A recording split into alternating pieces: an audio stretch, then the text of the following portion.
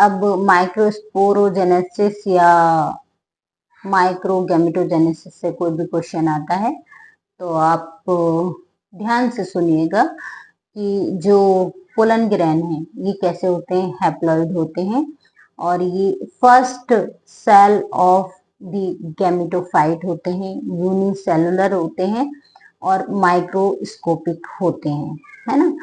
अब जो पोलन है इनमें देखिए दो शेल बनती है, एक वेजिटेटिव सेल बनती है और दूसरी जेनेटिव सेल बनती है। तो वेजिटेटिव सेल स्मॉल साइज की होती है, ये भी पूछा जाता है, और जेनेटिव सेल लार्ज साइज की होती है जो कि न्यूट्रिशन का काम करती है। वेजिटेटिव सेल स्मॉल साइज की होती है और ये जेनेटिव सेल के साइटोप्लाज्म में फ्लोट करती है। क्या करती है? फ्लोट। तो यहीं पर फिर क्या होता है? डेवलपमेंट होता है मेल गैमेटोफाइट का। पार्शियली यहाँ पर मेल गैमेटोफाइट डेवलप्ड हो जाता है और लगभग 60% पोलन टू शेल्ड स्टेज में रिलीज होते हैं। 60% pollen grain two celled stage में रिलीज होते हैं और 40% थ्री सेल्ड स्टेज में रिलीज होते हैं और इनसे बनते हैं जेनेटिव सेल डिवीजन कर ये क्या करते हैं? स्पर्म का फॉर्मेशन करते हैं और एक वेजिटेटिव सेल का। वेजिटेटिव सेल से फॉर्म होता है ट्यूब न्यूक्लियस और fully developed male gametophyte.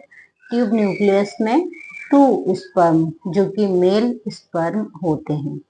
Understand.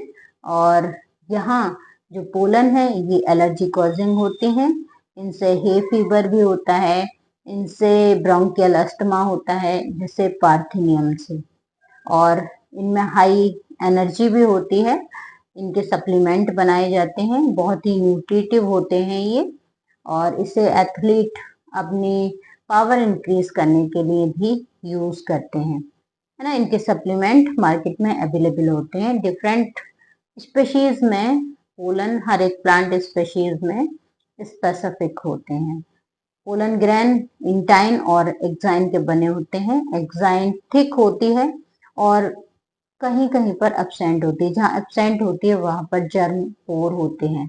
और एक्साइन स्पोरोपोलिन की बनी होती है जो बहुत ही रेजिस्टेंट होता है। इसका किसी भी चीज का इस पर कोई इफेक्ट नहीं होता और इसीलिए जो पोलन है वो फॉसिलाइज्ड फॉर्म में भी पाए जाते हैं। और साथ ही इंटाइन थिन होती है और पेक्टोसेलुलोज की बनी होती है, यानी पेक्टिन और सेलुलोज की बनी लेयर होती है।